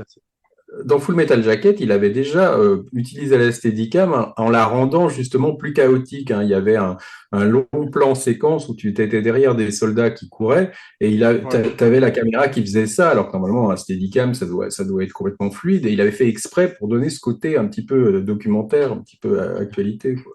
Ouais. Alors, Spielberg veut bien évidemment au départ tourner en Normandie, dans les vrais lieux, mais il peut pas à cause de raisons écologiques, parce que ça abîmerait la faune et la flore. Donc, il se Et replie puis, vers l'Irlande, qui lui offre des milliers de soldats et de figurants je crois pour, qu'il s'est replié, habiter. je crois qu'il s'est replié, il s'est replié aussi pour des raisons de fric. Je crois que ça coûtait beaucoup plus cher de tourner en France, quoi. Ouais. Et puis, il trouvait justement tous les buildings, tous les hôtels dont il avait besoin en Irlande. La plage n'est pas tout à fait la même qu'en Normandie, puisqu'elle est beaucoup plus petite, mais avec des focales et des façons de filmer, il arrive à corriger un peu le truc, si tu veux. Et on voit effectivement des gens de l'armée irlandaise. La scène d'Omaha Beach, tu sais, cette bataille terrifiante sur la plage, prend 4 semaines à tourner. Il tourne sans storyboard et ça coûte 12 millions de dollars, simplement cette séquence. Et C'est normal quand tu vois le résultat. exactement, ça se voit Ouais. complètement à l'image. Tu sais, ça fait partie de ces films où quand tu te dis, le mec, il a fait le film pour une scène, tu vois. Alors là, pas une scène, c'est une séquence, hein, puisque ça dure quand même une vingtaine de minutes. Mais moi, j'avais l'impression, franchement, qu'il avait fait le film pour ça. C'est-à-dire que c'était pour ça que sa motivation pour faire le film, c'était de filmer le débarquement. C'est Et très le reste, possible. après, finalement, c'est très anecdotique, tu vois. Et même visuellement, c'est très répétitif, tu vois. Mais ce début est tellement hallucinant. Et c'est le problème aussi, hein, de commencer par une scène qui est scène la plus forte du film. Parce que t'es KO quand t'as vu ça après, au bout de 25 minutes. Et quelque part, après, y a pas grand-chose qui égale ça. C'est-à-dire que c'est tellement énorme, le début, que je trouve après que le film, c'est un de ces problèmes de ces films qui proposent d'emblée ce qu'il y a de plus impressionnant. C'est qu'après, le film ne peut Pardon, que on descendre. dit Damblin pour Spielberg, pas d'emblée. D'emblée. Donc, moi, je trouve que c'est un problème un peu du film. C'est-à-dire qu'après, qu'est-ce que tu veux faire après ça, quoi? Comment tu peux faire monter C'est le vrai film que après ça, Ben, quoi. le film l'autre a... exemple connu du début qui gâche la suite, c'est Cliffhanger, tu sais, de Renny Harlin. Ah Oui. oui, La première scène est tellement horrible et stupéfiante qu'après, il se relève pas le film. Il n'y arrive pas. c'était pas Non, là non, où mais John... t'en as aussi, il y en a qui te disent, bon, bah, tu commences comme ça, donc ça met le spectateur dans un état Mm. d'expectative, tu vois, parce qu'il se dit, ah là là, c'est comme Psychose un peu quand tu vois le meurtre sur la douche, sous la douche, quelque part, après, il y a rien qui est aussi fort que ça, mais Mm. c'est pas au tout début, tu vois, le meurtre sous la Ouais. douche, ça arrive au bout de 45 minutes ou 50 minutes. Là, c'est quand même quasiment les premières minutes du film. Et bon, voilà, je trouve que même s'ils avaient, qu'est-ce que tu aurais pu inventer après qui aurait pu être aussi terrible que ce début? C'est un peu ça La bataille le finale est souci. quand même remarquable, hein, Ouais, ouais, quand ils vont on va en chercher parler. Mais Ryan dans ce village. non, mais c'est superbement filmé, c'est tout ce que tu veux, mais je trouve que comme ce film dure presque 3 heures, moi dans ces films-là, je veux dire, c'est vrai pour Un pont trop loin aussi que j'ai revu là il y a pas longtemps, c'est qu'au bout d'un moment je me lasse de ces machins, de ces scènes de pétarades, de trucs. Je trouve qu'il y a un moment ça devient Oui, c'est trop vrai. répétitif et l'œil se lasse un peu parce que c'est toujours un Mais peu le même déjà, genre il de aurait décor pu dans les gravats, tu vois. c'est vrai, il aurait pu enlever facilement 20 minutes de le film en retirant cet insupportable prologue et épilogue avec ce vieux monsieur Oh là là, très, dés- ça pour moi très ça fout désagréable, presque le. très désagréable avec sa famille en plus, et qui arrive sur Ouais. cette tombe. Et en plus, Tom Hanks lui dit Earn it à la fin, tu mérites tout ça et tout. Ce type, à moins qu'il ne trouve un remède pour le cancer, je veux dire, sa vie est foutue après, parce qu'il ne sera jamais à la hauteur de ce que Tom Hanks lui met sur les épaules. Non, mais c'est surtout moi ce qui m'a gêné vraiment, hein, c'est le côté mensonger de la construction. Parce que tu vois que ça commence donc par ce vieux mec qui arrive avec ses petites filles ou ses filles qui ressemblent à des filles qui posent dans Playboy. Je sais pas si vous avez vu, mais elles ont toutes Monde. des seins Ouais. siliconés comme ça en petits shorts. C'est assez bizarre de voir ce vieux mec avec des playmates, tu sais, autour de lui. Et Laurent, je il crois que a, et, tu es le seul homme au monde à t'être branlé sur le soldat Ryan. Et tu vois le mec qui donc tombe à genoux comme ça devant la tombe de ses copains en pleurant, et tu as ce zoom sur les yeux du vieux, comme ça, hein, qui est à la Sergio Leone, comme ça, tu vois, ce truc. Et donc tu raccordes après avec les yeux de Tom Hanks, donc cinématographiquement, la collure te dit que c'est Tom Hanks, le vieux, tu vois. Mhm. Et tu vois, donc après tout ce qui suit, tu te dis, c'est le point de vue de Tom Hanks, son souvenir du débarquement. Et Et qu'il le n'est donc problème, pas c'est que mort. Et qu'il n'est donc pas mort. il n'est donc pas mort. Et à la fin, il te fait ce truc qui est quand même une escroquerie narrative où tu t'aperçois qu'en fait Tom Hanks meurt. Donc c'est pour rendre la mort de Tom Hanks encore plus choquante parce que toi tu te dis mais attends, tout ça c'est le souvenir de Tom Hanks, donc comment il peut mourir? Et tu t'aperçois que le vieux c'est Ryan. Et c'est mensonger parce que ce qu'on a vu là, Ryan il y était pas, tu vois, les 3 quarts des scènes, puisqu'il n'est pas avec le peloton, il n'a pas pu avoir ces souvenirs là. Donc ça ne fonctionne pas, je trouve. Ouais, C'est j'ai vrai. lu cette critique effectivement dans pas mal dans ma recherche, mais c'est vrai que moi ça m'a pas plus gêné que ça. Ça s'appelle un fake out en anglais, et c'est ce que Spielberg a essayé de faire en trompant les gens, mais apparemment c'est vrai que certains l'ont reçu plus fort que d'autres. Il utilise 30 amputés, t'as vu, pour la scène sur la plage. Revenons un peu sur la plage, Mhm. et effectivement, on voit ces gens qui ont leurs bras et leurs mains dans leurs bras. Et c'est Mhm. terrifiant, parce qu'il y a un truc qui est extraordinaire, c'est quand on passe sous l'eau, le travail sonore du film. Tu as vu, quand les balles Ce que filent j'allais sous te dire, l'eau, le travail sur la bande son, il est extraordinaire, hein. extraordinaire. Quand Et les types c'est prennent une bombe à côté d'eux et que tu entends la vibration dans l'oreille, le mec n'entend plus rien et tu entends juste incroyable. oui, le son, quoi. tout ça, c'est une des plus grandes séquences de l'histoire du cinéma, hein. Moi, le problème, c'est que je te dis qu'après, je trouve qu'il n'y a rien. Moi, le problème, c'est que c'est pas un problème. Mais disons, je trouve que le film se caractérise à la fois par des moments d'une sauvagerie, d'une violence, d'une boucherie comme ça, bon, qui reflète la réalité, hein, puisque on avait rarement vu une description du débarquement de manière aussi gore, aussi réaliste. Et c'est qu'il y a en même temps des scènes de sentimentalité dégoulinante. Si tu veux, c'est le contraste des deux, moi, qui m'a un peu gêné. C'est-à-dire que c'est à la fois très, très sentimental, comme souvent Spielberg, hein, et à la fois d'une réalité brute de décoffrage et d'un truc où tu as le nez dans les intestins qui sortent des mecs, tu vois. Enfin, c'est le contraste, tu vois. Parce que dans Full Metal Jacket, des films comme ça qui sont très durs aussi sur le côté, parce qu'il y a quand même dans Full Metal Jacket, tu as des scènes de combat, c'est quand même assez choquant. Mais qui T'as n'égale pas pas la cette violence de Ryan. voilà, mais oui, mais t'as pas cette sentimentalité dégoulinante avec des machins, tu vois, de Earn It et tout ça. Donc moi, c'est un peu le Mais contraste ça, des c'est deux ce que qui je me. préfère. C'est ce que je préfère aussi dans Full Metal Jacket, c'est qu'on ne sait pas qui sont ces gens. Ce sont des pions sur un échiquier. C'est un motif qui revient souvent dans les films de Kubrick et qu'il n'y a pas effectivement de lettres qui se passent de main en main pour aller Ah vers une non, non. fiancée ou une maman. Non, mais Kubrick, Tout de toute ça, façon, il veut pas l'identification. Il recherche vraiment, il cherche à annuler l'identification. Alors que Spielberg, c'est le cinéaste américain type, si tu veux, qui lui veut que le public s'identifie. Alors les deux sont respectables, hein. Je te dis pas qu'il y a une approche qui est plus critiquable que l'autre. Tu peux tout à fait faire de très très bons films en faisant s'identifier le public au personnage principal. Mais c'est que là, il y a un petit peu la juxtaposition de scènes vraiment trop écrites, trop sentimentales, trop tire-larmes et tout ça, avec des trucs d'une sauvagerie épouvantable, tu vois. Alors que souvent, bon, bah, c'est mais rare d'avoir les deux dans le même film, quoi. Laurent, pour rester sur Kubrick, qui est un cinéaste que je crois tu apprécies un petit peu, il parle d'un certain nombre de scènes dans un film, des modules qui s'enfilent comme un chapelet. Et je trouve que quand même Mm. dans Ryan, entre la mort de Malish, tu sais, Adam Goldberg, entre la mort, Hmm. effectivement, de Giovanni Ribisi, entre le sniper, etc., on arrive finalement quand même à avoir un certain nombre de scènes mémorables, même si de temps en temps, effectivement, ça tombe un petit peu dans les défauts de Spielberg qu'on connaît, ce qui nous amène d'ailleurs sans plus tarder à la fameuse liste de Spielberg.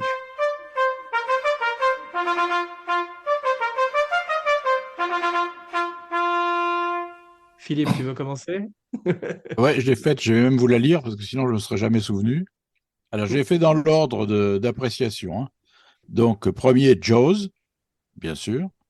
Ensuite, la liste de Schindler, Duel, Jurassic Park, Il faut sauver le soldat Ryan, Minority Report et La guerre des mondes. Superbe. Laurent, c'est à Voilà. toi. Mais moi, il fallait faire une liste parce que moi, j'ai pas fait de liste. Bah, vas-y, fais-le de mémoire, parce que Moi, je je sais vais que tu vous les donner connais. quoi, les 5, 6 premiers. Moi, mon préféré, en fait, c'est pas vraiment un film que beaucoup de gens mettent en haut, hein, mais moi, c'est Minority Report, celui que je préfère. Après, je Ouais. mettrais Rencontre du troisième type. Après, je mettrais Jaws. Après, je mettrais la liste de Schindler, quoi, même s'il y en a qui trouvent ça, même s'il y a des côtés aussi manipulateurs, un peu, notamment la scène de douche et tout ça, mais je trouve que globalement, le pour est quand même plus que bah, Ouais. l'emporte sur le contre. J'aime bien, moi aussi, bah, Les Aventuriers de l'Arche perdue, hein, quand même, qui reste, je trouve, le meilleur des trois. Ouais. Et j'aime bien L'Empire du Soleil aussi, le film avec le jeune Christian Bale, enfin surtout toute la première partie, la partie à Shanghai, tout ça, je trouve ça assez incroyable sur le plan de la réalisation. J'aime un peu moins la partie où ils sont dans le camp de prisonniers, après on sent que c'est un peu moins ressenti, mais et j'aime bien bizarrement aussi la première partie de AI, enfin, jusqu'à ce qu'ils arrivent dans Rouge City, là, j'aime moins après, mais le début, je trouve quand même qu'il y a des scènes assez formidables, Je qu'on suis t'attend pas d'accord. forcément Spielberg. Ouais. Et bon, voilà, et après, il y en a d'autres que j'aime bien, tu vois, j'aime beaucoup Duel. Enfin, Duel, c'est un téléfilm, mais c'est quand même, on peut vraiment en parler comme d'un film de cinéma, parce que c'est quand même tellement abouti ça reste quand même une date. J'aime beaucoup, le film aussi, la guerre des mondes, enfin les deux films avec Tom Cruise, je trouve, sont quand même assez formidables. Ouais. Mais bon, après, il y a des films que j'aime bien, mais Tu vois, par exemple, Munich, je trouve ça formidablement réalisé, mais c'est complètement, tout ce qu'il raconte dans le film est complètement faux, quoi. Alors, tu peux te dire, c'est pas grave, mais c'est un peu gênant. Il y a quand même des raccourcis, des trucs très, très naïfs dedans, tu vois, parce que Spielberg, je pense que c'est quand même pas quelqu'un qui a une vision politique, tu vois. Donc, quand il est dans ces sujets-là, il est toujours extrêmement manichéen, extrêmement, il est pas dans l'ambiguïté, tu vois. C'est comme les Pentagon Papers, qui est un film mais complètement mensonger sur Catherine Graham, le personnage que joue Meryl Streep, qui la montre comme une anti-guerre du Vietnam et tout, alors que c'était complètement faux, quoi. Tu vois, elle était complètement, elle était à la fois, comme on dit, Hawks, comment on dit là, tu sais, à la fois colombe et faucon, tu vois, c'est pas quelqu'un qui était toute blanche c'était vraiment pas quelqu'un de manichéen et lui il en a fait une sorte de fée bleue un peu comme la fée de AI, tu vois, c'est complètement mensonger. Donc il sait pas faire ces films-là, c'est pas quelqu'un qui a une maturité politique historique pour faire des films. Il reste quand même dans l'image d'Épinal, tu vois, parce que même Ryan sur la Seconde Guerre mondiale, même si c'est extrêmement réaliste, c'est quand même extrêmement conventionnel. C'est-à-dire, c'est les good guys. Il y a un côté quand même très, une vision presque enfantine un peu du truc. Je pense que de traiter ça, tous ces sujets de manière extrêmement manichéenne, aujourd'hui en tout cas, tu vois, tu peux plus tellement faire ça, quoi. Tu vois, la guerre, c'est un truc qui est tellement Grosse enfin, de malheur. dire la guerre c'est vilain, tu vois, la guerre c'est moche, ou de dire la drogue c'est de la merde, c'est vrai, mais tu prêches les convertis un peu quelque part. Ouais, Donc ouais, faire un film, voilà. le fameux War is Hell. Bon, vos listes sont formidables. Je vais vous dire la mienne rapidement quand même. Alors, premier, Ready Player One. Deuxième, Big Non. Friendly Giant. Troisième, 1931. Quatrième, Always. Non, non, je déconne. La mienne ressemble. Hook, n'oublie pas Hook. Si, Hook, hein, je vais en parler, c'est le pire pour moi. Mais la mienne Et ressemble un peu Lincoln. plus à celle. La mienne ressemble un peu plus à celle de Philippe, puisque numéro un, Jaws, bien sûr, Les Dents de la Mer. Numéro 2, moi je mets Raiders, parce que c'est de la nostalgie peut-être, mais à l'époque, ça avait été un grand moment de ma vie. Il y a eu un tournant, il y a eu un après. Ça reste quand même un des meilleurs. Enfin, moi, je Voilà, trouve il y que a eu enfin, un moi, je l'ai revu avant il y et a. un après Les Aventuriers. Le troisième, c'est la liste de Schindler, effectivement, qu'on retrouve dans toutes nos listes. Quatrième, Soldat Ryan, Philippe, un peu comme toi. Cinquième, Minority Report, qui est un film que j'adore également. Sixième, E.T. Alors là, une fois de plus, c'est peut-être à travers les lunettes teintées de rose de la nostalgie, mais ça doit être Je crois, difficile à oui. revoir aujourd'hui avec cette créature en plastique. E.T., Duel. moi, E.T., c'est pas mal. Enfin, moi, mais je trouve que la fin, je me souvenais pas, je l'ai revu il y a pas. Ça dure, tu vois, quand les adieux, machin, je trouvais que c'était. Moi, j'ai ensuite Duel. J'ai Munich en huitième parce que j'avais beaucoup aimé Munich, sauf cette scène où Eric Bana fait l'amour avec sa femme pendant qu'on voit l'attentat de Munich en arrière-plan, tu sais, en montage, cette séquence montage qui est absolument ridicule. Eros et Thanatos, il faut pas qu'il touche au sexe, hein, Spielberg. C'est un truc c'est comme De Niro, vaut mieux Ah pas non, qu'il. alors là, Ouais, j'aime bien la AI première moitié, aussi. c'est vraiment bien. Ouais, ouais, puis même il y a des choses par la suite. Effectivement, j'aime pas beaucoup la foire aux robots, tu sais, avec Brendan Gleeson qui a cette espèce de dôme du tonnerre où il massacre les robots, c'est pas terrible. C'est là où le film bascule un petit peu. Mais par la suite, il me récupère ensuite. Et puis à la fin, il y a des moments très émouvants quand même avec cet enfant qui revit Non, le non, mais jour c'est un bon J. film. Moi, je trouve que c'est un bon film. Et après, je sais pas ce que Kubrick en aurait fait. Ça aurait sûrement été très différent. Mais je trouve que ça correspondait sûrement plus à la sensibilité de Spielberg qu'à celle de Kubrick, quoi. Ouais. Et j'aime beaucoup, enfin, je l'ai pas revu depuis, vous me direz, mais j'avais beaucoup aimé Sugarland Express, qui était son premier film, en tous les cas après Duel, son premier film de cinéma, et qui avait un parfum des années 70, mais je sais pas comment ça a vieilli. Tu l'as revu, Philippe, celui-là, Sugarland Express, non? Non, non, non. Mais j'avais Ouais. bien aimé aussi. Ouais. Et Laurent?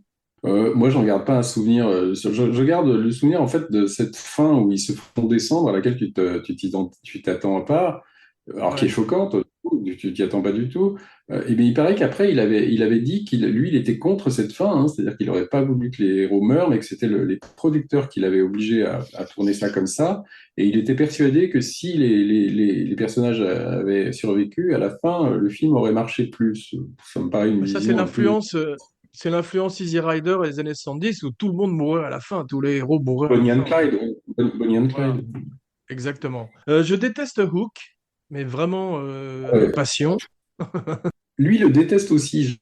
j'ai lu récemment que c'était un film qu'il voulait plus voir parce que je crois que le tournage avait été un cauchemar pour lui. C'était Julia Roberts qui était complètement camé, qui arrivait en retard tout le temps. Enfin, il a vraiment pas aimé faire le film. Et il paraît qu'il aime pas du tout enfin, il en est très très déçu, quoi. Et Julia Roberts était particulièrement miscast dans le rôle de la fée Clochette, je me rappelle effectivement. J'ai Et pas surtout vu que, oui, Always. Heureusement, j'ai pas vu Always. pas terrible. Guimauve, Guimauve. Voilà, j'aime pas 1941 qui apparemment a été réhabilité par certaines personnes depuis, mais c'est quand même Non, un moi, énorme j'aime pas classique. non plus. Voilà, il devrait pas trop toucher à la comédie non plus, ni au sexe ni à la comédie. J'aime pas Et le film sur les esclaves, là, comment la couleur pourpre. Amistad. Ouais, l'Amistad et la couleur pourpre, les deux, là, j'aime pas du ouais, tout non plus. et le Non. terminal dont on a parlé brièvement. Et alors là, Laurent, on va te faire mal, Philippe et moi, parce que ni lui ni moi n'aimons beaucoup Rencontre du troisième type. Non, alors là, franchement, vous êtes dans l'erreur, quoi. Parce que moi, il y a un moment, moi, il y Je avait un t'avais dit qu'on moment, réussirait. moi, c'était même mon préféré. Simplement, j'ai revu Minority Report là, et je trouve que là, il y a quand même une complexité. Dans Minority Report, c'est Richard tellement Dreyfus. virtuose, C'était mélanger horrible. le. Ah non, moi, je trouve Philippe, ça même Truffaut parle-nous un qui peu de joue comme Rencontre du troisième type, Philippe, casserole. pour énerver Laurent. Écoute, je sais pas, Bah, moi, c'était le genre de film, tu sais, basé sur une idée qui est tirée sur 2 heures et demie. Et Il voit encore. le vaisseau, il fait oh mince. Tu vois, j'aime discuter avec toi, Laurent. ah, le vrai extraterrestre Ah du oui, film, c'est c'est ça. Truffaut, si tu veux. C'est ça qui est génial. Dans le casting, c'est ça qui est génial. Le mec a l'air mais tellement alien, si tu veux, à la fois de le voir dans ce film-là, la manière dont il parle anglais, donc ça crée une étrangeté, si tu veux, C'est quand ça, il est c'est là. ça. T'aurais mis un acteur plus, enfin, je sais pas, un acteur Ian Holm ou je sais pas quoi, tu vois, un mec plus convenu pour jouer ce genre de truc. C'était pas du tout pareil. Là, l'arrivée de Truffaut là-dedans crée un machin, mais bizarre, tu vois, dès le début, quand tu le vois arriver avec ses Ça aurait dû être Ray-Ban. Ventura, t'imagines, avec Ventura? Ah Ça ben, aurait été ça, drôle. ça aurait dû être Trintignant aussi. Enfin, ils avaient démarché Trintignant aussi, mais ça aurait été tellement autre chose. Et c'est Truffaut finalement qui fait de ce film, je trouve, un truc mais complètement bizarre. Tu vois. Well, tell me, tu vois, enfin, avec t'aurais pu mettre Léo aussi, tu vois. Enfin, c'est pas pour rien s'il avait choisi Léo, Ouais, c'est c'est j'ai tellement détesté ce alien. film aussi. Ah Ouais. non, moi j'aime beaucoup. Franchement, je J'aime trouve que pas, c'est moi un j'aime J'ai grand pas. trouvé moment. Je ça, me rappelle que des moments où il fait des montagnes avec sa purée. c'est Après, il fait des ça. montagnes avec de la boue chez lui. Ça a l'air de Ouais, durer des heures. Et Mais ça, c'est interminable. comme tout dans, ça pour arriver à la fin. oui, dans Les Dents Tout de la ça Mer, il y pour avait arriver à ça la fin, aussi. qui moi je trouve très décevante. Cette fin Ouais. avec des petits gnards qui sortent du vaisseau. Enfin, tu vois, je pense que c'est le genre de film typiquement où tu marches ou tu marches pas, quoi. Ah ben non, mais Voilà, moi, c'est vraiment. ce que je trouve incroyable par rapport à Spielberg, hein, qui est quand même le mec, le cinéaste de la famille et tout ça, c'est que tu vois, un film où le mec, sa famille, mais c'est des cons, sa femme, ses gosses sont insupportables, et le mec, il préfère se barrer avec les aliens pour laisser la famille derrière. Enfin, quand tu compares à ce que Spielberg, normalement, véhicule comme valeur dans ses films, tu vois, de trucs dégoulinants, il n'y a rien de mieux que la famille, machin, là, tu vois, le mec, mais c'est genre, ah, putain, j'en ai ras-le-bol, je me casse, tu vois, et ça, je trouve Mais que c'était sa probablement une famille époque où il sa n'avait pas famille de est famille. insupportable et Dreyfus est insupportable aussi. Je trouve que c'est un personnage particulièrement détestable dans le film. Mais bon, on Oui, le mais ça, fera pour ça un crée jour. finalement.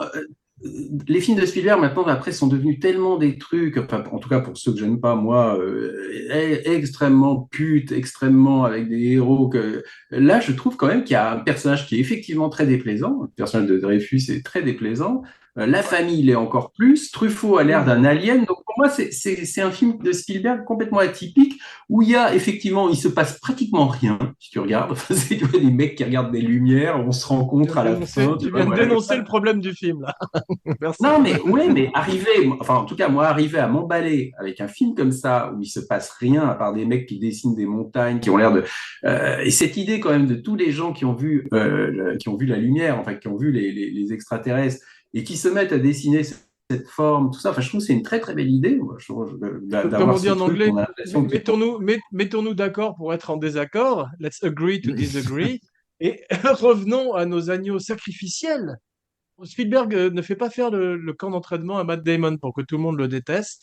Et son monologue s'est improvisé par Matt Damon sur place. Et je le trouve insupportable, ce monologue, parce que c'est l'histoire de ses frères qui agressent, qui harassent sexuellement une pauvre fille dans Ah la oui, oh ferme. là là. Oh, Oui, c'est c'est pas horrible. bon. On dirait une espèce d'impro de cours de théâtre, tu sais, c'est horrible. Voilà, mais moi, c'était un des Ouais, problèmes ouais. aussi. C'est-à-dire que cette scène est tellement catastrophique que tu te dis, mais putain, ils ont risqué leur vie pour sauver un con avec une famille de cons. Tu vois, je me disais, ça rend le film est complètement vain, tu vois, et je suis pas sûr que ce soit l'intention en plus. C'est exactement ce que j'ai pensé. Je me suis dit, putain, c'est ça le soldat Ryan, putain. Voilà, les mecs, tu te dis, putain, mais on en est là à cause de lui, là. Ouais. Et donc, tu sais, comme tu disais, Laurent, Sam Sizemore est obligé de se tester pour la drogue tous les jours. Et Spielberg lui dit que si Ouais. jamais il se fait choper, il le vire à tout instant, même le dernier jour du tournage, et il le remplace par un autre acteur. Ouais, dans ses mémoires, Tom Sizemore, là, j'avais dit, là, je lisais, j'avais lu ses mémoires, il parle pas mal, hein, donc, des Soldats Ryan, parce que c'est le film dont il est le plus fier avec Heat, et il explique qu'en fait, il va voir, Spielberg demande à le voir au départ, hein, et donc il va avec sa femme, Sizemore, et il lui dit, alors, est-ce que tu es clean, parce qu'on me dit que tu es quand même, et là, il lui ment, tu vois, en disant, ah oui, oui, non, je suis complètement clean, alors que c'est tout juste s'il n'est pas allé se faire une dose en sortant.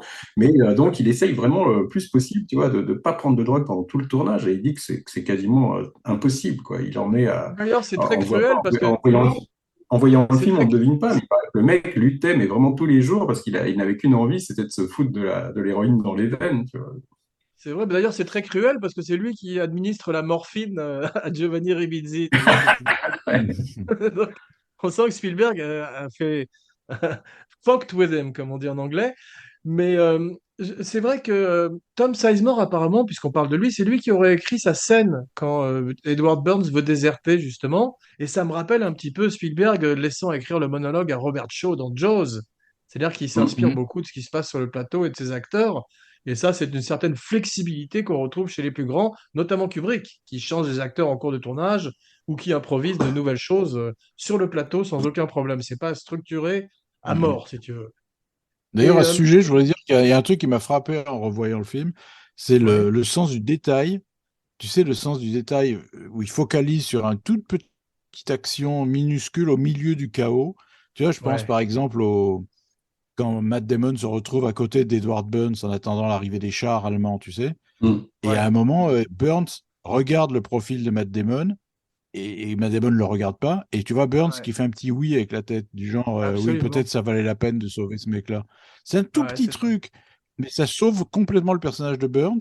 Et c'est un Absolument. détail parce qu'il n'y a pas de dialogue, c'est une petite expression, tu vois, c'est pas appuyé. Et j'ai trouvé ça vachement bien. Ouais. Pour finir sur Sizemore, à quel âge a-t-il, à votre avis, dans le film? Je sais pas, une 45? trentaine d'années, 30, 40 ans. Oui. Il a 37 ans, effectivement. Il en fait quand même facilement 10 de plus, je trouve. Et Ouais. Ryan, il faut sauver l'autre soldat. Ryan est un des films préférés de guerre de Quentin Tarantino. Ah bon? Que pensez-vous d'Inglourious Basterds? Je pense qu'il s'est inspiré là, de la scène du sniper, là, puisque tu vois, là, dans Inglourious Basterds, c'est un film sur un sniper allemand qui est dans un beffroi comme ça et qui tire sur des mecs. Et là, ça fait penser un peu au truc avec Barry Pepper, un peu là, sur le Absolument. Rail. Philippe, qu'est-ce que tu penses du film? J'ai pas détesté.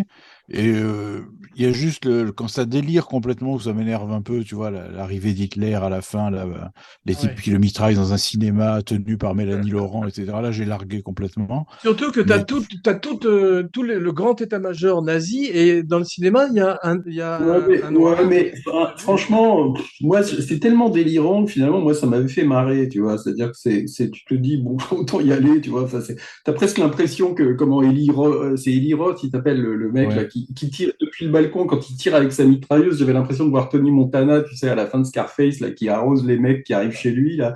C'est tellement too much et tellement débile que ça en C'est devient finalement presque c'est le multiverse avant l'heure, c'est-à-dire que tu as l'impression que c'est dans un univers parallèle, donc pourquoi pas, je veux dire on est entre le Casino Royale, tu sais, avec Woody Allen et le je sais pas, il y a un machin tellement dingo qu'il faut le prendre. Je crois qu'il faut pas prendre Tarantino au sérieux de toute façon, même dans ses Non, films non. il la joue sérieux. c'est Moi, ça c'est m'avait ça. presque plus gêné dans Once Upon a Time in Hollywood, tu vois, parce que Je suis d'accord. Moi, je enfin, préfère Inglourious Basterds, qui pour moi est un des bons Tarantino. Je l'ai pas revu depuis, mais je trouve ça, je l'avais vu en salle, j'avais beaucoup aimé. Et c'est Say Guten Tag to my little friend. C'est un peu ça quand même dans le film. ouais, Il- c'est ça. Bon, c'est pas un grand film, mais je trouve que c'est assez jouissif, quoi. Tu as même des scènes où quand ils jouent aux cartes, là, ou je sais pas quoi, au poker menteur, non, enfin, quand ils ont avec Diane Ah Kruger, ouais. c'est des scènes quand même très amusantes, tu vois, qui C'est bien sont, foutu. Le maillon faible du film, à mon avis, c'est Eli Roth, justement, qui devait être joué au départ par Adam Sandler, qui a refusé, et qui est un petit mm. peu ridicule quand même, je trouve. Non, mais c'est très complaisant parce que la scène, là, quand il bastonne le nazi avec la coup de batte de baseball, bon, tu peux te dire, c'est pas la peine d'en faire autant, tu vois, c'est quand même assez sadique. Bon, je comprends qu'on n'aime pas les nazis et qu'on veuille, mais est-ce que tu peux te dire, est-ce que ça sert à quelque chose de montrer une violence pareille, tu vois, pour, je sais pas, moi, ça m'avait paru un petit peu too much. Mais de dire qu'un Tarantino est too much, tu vois, c'est un petit peu, un peu. Mais ce qu'on voyait bien dans Inglourious Basterds, je trouve, c'est que finalement, t'as pas tellement de scènes de guerre, enfin de combat, tu vois. C'est surtout des gars qui discutent, pof, il y a un petit éclair de violence, puis les mecs se remettent à discuter, puis un éclair de violence. T'as toute cette scène quand même qui est extraordinaire avec la première scène avec Christophe Waltz chez le fermier français. Là, tu vois, moi, je trouve qu'il y a une Formidable. tension dans cette scène-là, tu vois, Formidable. qui est formidable, tu vois. Qui est C'est joué presque par Denis Ménochet, tu as reconnu? Denis Ménochet, ouais, Ouais, ouais. ouais. Et tu vois même Léa Seydoux, je crois, dans un tout petit. Elle joue une des filles de Denis Ménochet, tu la vois 30 secondes, je Ah, crois, elle a un d'accord. gros plan. Et C'est c'est drôle. presque ma scène préférée du film, hein, parce que je la trouve quand même avec la musique d'Alamo, tu sais, là, The Green Leaves of Summer, Mhm. Moi, tu sais, la musique de Jimmy. j'aimais bien quand la copine de Tarantino probablement se faisait prendre en levrette par Goebbels. Vous vous rappelez de ça? Ah oui, oui, oui. Oui. Bah, il est extraordinaire, mais quand tu vois quand même Tarantino, moi je pense qu'il a, enfin, faut quand même lui laisser, tu vois, que le sens du casting, c'est quand même une qualité, hein, quand même d'un grand metteur en scène. Le mec, quand même, il choisit un type complètement inconnu pour faire le rôle principal du film, parce que le Hans Landa, là, c'est quand même le rôle principal de Mhm. Tabo Et on Brad voit Pitt. qu'un des autres nazis du film est joué par Til Schweiger, un acteur allemand qui refuserait de jouer le Oui, rôle de qui refuserait de jouer le rôle de Steamboat Willie, le nazi de Soldat Ryan, ce qui nous ramène au Soldat Ryan. Et donc, le Soldat Ryan remporte quasiment tous les Oscars, sauf l'Oscar du meilleur film qui va à Shakespeare in Love, que j'ai pas vu. Ah, oui, putain. bon, enfin, ça, c'était parce que Weinstein avait dû faire je sais pas, des pots de vin ou des trucs, parce que c'est un film tellement mauvais, C'est Shakespeare. insupportable, insupportable, Je l'ai pas vu, donc Shakespeare je in peux pas me Love. prononcer. Mais je sais qu'il donne l'Oscar cette année du meilleur acteur à Roberto Benigni. Alors, à propos d'insupportable, Ah, ouais, ok, c'est j'ai pas horrible du tout aussi, aimé horrible film. l'intro. Horrible Ah oui, film. insupportable, mais insoutenable film. À mon avis, du niveau de Le jour où le clown pleura de Jerry Oh Lewis. là Tu vois ce que je là, veux dire? J'ai pas vu. Tu vous rappelez comme Benigni avait escaladé tous les gens, il avait marché quasiment sur la tête de Spielberg pour aller chercher son Oscar? Ça aussi, c'était insupportable. non, mais Ah oui, c'était oui, oui. putassier. Ah. Horrible. Bah, Et pour une d'ailleurs, fois, on plus est d'accord personne n'en tous les parle. trois. Il y a un truc qui est remarquable, on parlait du travail du son, c'est dans cette ville fictive de Ramiel, où toute Mm. la fin du film se passe, vous avez vu l'arrivée des tanks, on dirait vraiment des animaux préhistoriques, le son Oui, avant oui, qu'ils oui. n'arrivent, et quand on les voit de loin, c'est vraiment extraordinaire. D'ailleurs, il y a un film de guerre que j'aime beaucoup, c'est Tank, il y aura des hommes. Mm. Très bon ça. Non, mais le film avec Brad Pitt dans le tank, là, était pas mal, hein. Comment ça s'appelait, le Fury, machin? Fury. Fury, voilà. Moi, je trouvais bien qu'il vu. y avait quelque chose assez incroyable dans ce film, quoi. Ah oui, Non, c'est non, bien. j'aime absolument. Il n'y avait pas cette sentimentalité, là, moi, je trouve, qui gâche quand même plein de scènes du soldat Ryan, quoi. Mm, mm. Pendant très longtemps, les Allemands n'ont pas de visage dans le film, comme un petit peu comme dans Dunkerque, où on ne les voit jamais, ou comme dans les westerns, où on voyait jamais les Indiens, tu te rappelles, Philippe? Mm. Ouais, Oui, ouais. mais ça, moi, je trouve pourquoi. Enfin, je trouve que c'est plutôt une qualité, si tu veux. Moi, j'aime autant faire un point de vue, tu vois. C'est-à-dire que si Ouais, je dis les que c'est films une où tu qualité. vois après des scènes avec le grand commandement allemand, avec les mecs qui sont là, ils ont débarqué ici, machin, c'est d'un chiant, tu vois. J'ai envoyé un pont trop loin l'autre jour, mais tu as des scènes avec Maximilian Schell, Hardy Kruger, tu vois. Enfin, tu te dis, mais pourquoi ne pas prendre un point de vue unique, tu vois. Et là, bah, finalement, il s'y colle à peu près, tu vois. Parce que même les mecs, les Allemands, quand ils tirent sur la plage, en fait, ils sont toujours de dos, tu vois. Tu n'as jamais vraiment des. Absolument. Bon, il y a quelques personnages d'Allemands après qui sont individualisés, comme dans le combat au couteau ou le gars qui veut le fusiller après. Mais on sent franchement que c'est le point de vue des soldats américains. Et ça, c'est plutôt, je trouve, une qualité du film, quoi. Mais moi, je ne le dénonçais pas comme un défaut, mais au contraire comme une grosse qualité, monsieur. Mais Grosse c'est vrai que qualité. il y a un Ah, truc je trouve qu'il y a un truc qui aurait été mieux, c'est qu'au moment où, tu sais, on passe dans les scènes sous l'eau, dans le débarquement à Omaha, C'est dommage qu'il n'y ait pas eu le requin des dents de la mer en plus, tu sais. Mais t'as vu, Hanks est pré-toupé. Parce qu'après, par la suite, il aurait des cheveux un peu plus costauds et un peu plus étranges pour chacun de ses rôles. Mais là, ce Mhm. sont ses vrais cheveux, tu vois, et il est pas mal dégarni d'ailleurs. Ce qui est assez rare à Hollywood et ce qui renforce ce côté Monsieur Tout-le-Monde dont tu parlais. Ça doit être le film le plus violent de Spielberg, je pense, non? Certainement, mais c'est vrai que Sûrement, ouais.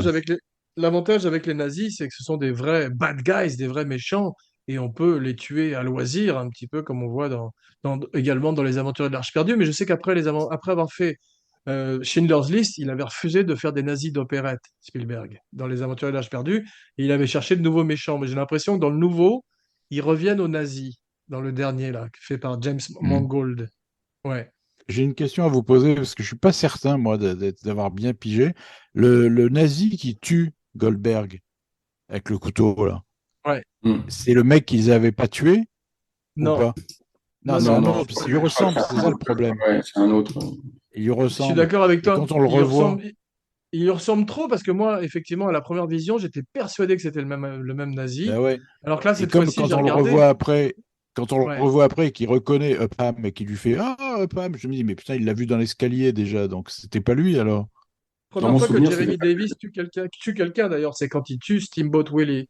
Ouais, Ouais. Mais vous avez vu, Hanks, pendant le film, il a le post-traumatique syndrome. On voit sa main trembler tout le temps. Et c'est une des ouais, premières fois où c'était décrit quand même au cinéma. Peut-être qu'on l'avait vu dans les films sur le Vietnam, mais je me rappelle pas. Alors que maintenant, ouais. c'est dans tous les films, ils ont tous le post-traumatique syndrome. Tu sais, ils reviennent d'une guerre et ils sont hantés par les cauchemars et c'est toujours les mêmes scènes un peu clichés. Mais là, c'est la première fois Mhm. qu'on le voyait, j'ai l'impression. Il y a un moment où Hanks et Sizemore rient dans l'église ensemble et ils le font magnifiquement. C'est très difficile à faire Mhm. pour les acteurs de rire. D'ailleurs, Matt Damon le réussit un petit peu moins bien dans son monologue dont on a parlé. Et c'est vrai Beaucoup qu'on moins, sent oui. ouais, on sent la vraie complicité entre les deux. Et tu as vu comme Jeremy Davis s'accroche à Sizemore comme un gros nounours.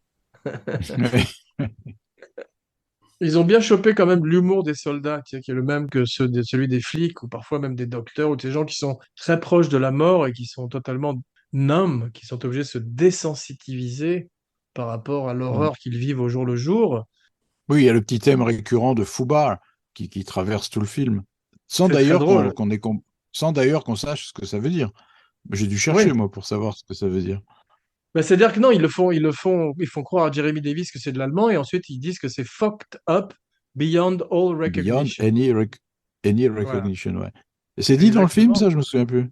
Si, ils le disent à la fin, et Jeremy Davis finit par comprendre, et c'est un cadeau qu'ils lui font, ils arrêtent de se foutre de sa gueule, en fait. Mais tu Mhm. sais, c'était un petit peu long, la séquence à Ramiel, ce village fictif, effectivement, Mhm. où on attend les tanks, et en plus, ils choisissent une mauvaise chanson d'Edith Piaf, ce qui est assez dur à faire, parce qu'il y en avait des magnifiques. C'est pas terrible quand Jeremy C'est vrai. Davis, ils sont tous assis sur ces marches, ça ralentit le film, et je te dis, si ça avait été une chanson plus belle d'Edith Piaf, et c'est pas ce qui manque, ça aurait donné un second souffle tout d'un coup au film, je pense. Mhm. Et en plus, la chanson, vu le montage, a l'air de durer 17 minutes, tu vois. C'est un remix. Matt Damon a un petit peu une tête de con avec le casque. Tu Je sais, sens que tu as une dent contre Matt. Non, je l'adore par ailleurs, mais tu sais, ça m'avait rappelé quand il faisait très important de bien choisir son chapeau de cow-boy, et quand tu vois Daniel Craig dans Cowboy versus Aliens, il avait une tête absolument ridicule dans son chapeau aussi. On dirait l'idiot du village, tu sais. Il y a toutes ces scènes où tu sens qu'ils sont obligés de les faire jouer sans les casques parce qu'au bout d'un moment, on se dit ils se ressemblent tous avec les casques parce que des fois, tu te dis pourquoi les mecs, enfin, Jeremy Davis, il a plus de casque à un moment, alors que ça paraît toujours un petit peu bizarre, tu vois, mais tu sens que ça doit être lié aussi au côté, peut-être qu'avec les casques, on les distingue moins bien pour savoir qui est qui, quoi. Je pense, ouais. C'est vrai. Et Philippe, tu parlais de l'identification avec Jeremy Davis. C'est vrai que moi, c'est celui, quand il ne tue pas cet Allemand, je peux comprendre aussi qu'il monte cet escalier très lentement quand il entend une espèce de Mhm. boucherie au premier étage. Moi, C'est j'aurais ça, parce peut-être fait la que même chose. ce qui est très subtil, c'est quand il le fait, quand il se dégonfle, le réflexe du spectateur, c'est de se dire, putain, quel pleutre, quel minable, etc. Puis après, tu réfléchis et tu te dis, putain, je serais à sa place, dans la mitraille avec mon collier de cartouches et avec un Bosch qui descend vers moi, je sais pas si j'aurais été fait beaucoup le malin, quoi, tu vois. Absolument, mais quand il court avec ses cartouchières, c'est quand même un peu Monsieur Bean à la guerre. T'as vu, Mr Bean à la guerre. C'est ça. Mais tu as vu, c'est Steamboat Willie, donc l'Allemand qui tue Tom Hanks, ou en tous les cas qui Ouais. lui tire dessus avant qu'il s'écroule. Et je me rappelais de cette image encore de ma première vision. C'est beau quand même quand comme Tom Hanks tire avec son flingue sur ce tank qui approche de lui comme un Ouais. triceratops. Ouais, C'est un peu Roy Scheider à la fin de Jaws, tu sais, genre, quand il c'est tire sur le vrai. Ouais, requin. ouais. Exactement, j'y avais pas pensé, mais c'est exactement ça. Mais Davis tire à la fin, effectivement, et tue Steamboat Willie. C'est comme les lâches dans les westerns, tu sais, qui, à la fin, finissent par Mhm. trouver leur courage. Tu te rappelles de Lonely Man avec Anthony Perkins, justement, Ouais. et tu avais ce côté. D'ailleurs, Et que- curieusement, on voit pas le contre-champ quand il tue Steamboat Willie. On le Ah voit pas ouais, tomber, l'Allemand. ah, tu as raison, ouais, on reste sur le visage, effectivement, de Davis. Ouais. Tom Hanks, il aurait pu jouer le chef Brody de Jaws aussi, tu vois. Ouais. Ouais. Mais c'est vrai qu'on passe à la fin sur ce morphing qui fait 13 années 90. C'était très en vogue, le morphine. Le morphing, pas la morphine, ça c'est Mhm. ça Sizemore. Ça, c'est comme Sizemore. Mais c'est vrai que entre la vidéo de Michael Jackson, les Terminator, les Matrix, tout d'un coup, il y avait le morphing était partout. Et on voit ce morphing où il se transforme en ce vieillard dans ce cimetière d'Arlington, qui probablement a vendu des assurances ou des voitures d'occasion toute sa vie, et à qui on a dit earn this, tu vois, alors qu'il il n'a pas inventé. Un des premiers morphings, je me souviens, moi, qui m'avait frappé au cinéma, enfin, au Pardon. point où. Peut-être que c'est un clip, je sais plus, mais je me souviens de la scène d'entretien avec le vampire où tu voyais la gamine, tu sais, tout d'un coup, tu voyais le visage qui changeait. Et, elle avait, Tout à fait. avec le sang, il y avait ses cheveux qui devenaient. Ça devenait presque un tableau presque, tu vois, comme de Raphaël. la Vénus de Milo. Un peu. C'était, je crois, je me demande même si c'est pas la première utilisation du morphing dans un film de studio, quoi. C'est Non, 94. absolument. Et la première fois, c'était dans la vidéo de Michael Jackson, Black or White. Si vous vous rappelez, il y avait Ouais. effectivement cette séquence de Ouais, morphing ouais. à la fin où les gens se transformaient les uns en les autres. Espérons que notre épilogue sera plus réussi que le leur. Mhm.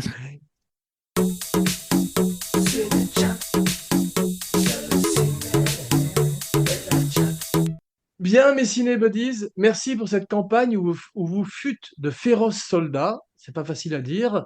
Je vous salue en faisant claquer mes bottes. On se retrouve dans quelques jours pour une grosse surprise. En attendant, n'oubliez pas de liker, de partager, de commenter, de follower et de vous abonner partout où vous écoutez vos podcasts. Faites des tours et faites du bruit, on vous entend pas assez. Plus 5 étoiles et une bonne critique sur iTunes pour aider le show à gagner en visibilité et à continuer. Et surtout, n'oubliez pas de souscrire et de liker la chaîne Abracadapod sur YouTube avec les fantastiques vidéos du soldat Romain Lenoff. Voici venue l'heure de dire vos noms et vos phrases signatures, la fameuse catchphrase. Laurent Vachaud, bonjour chez vous. Philippe Setbon, Foubar. Parfait. Jean Weber pour Abracadapod et Cinéchat, signing off. Et maintenant, c'est pas un podcast, c'est du rata, c'est pas de la merde, mais ça viendra. Allez, tout ce bordel militaire de campagne, on l'a bien mérité, les chiens de guerre. Que disiez-vous?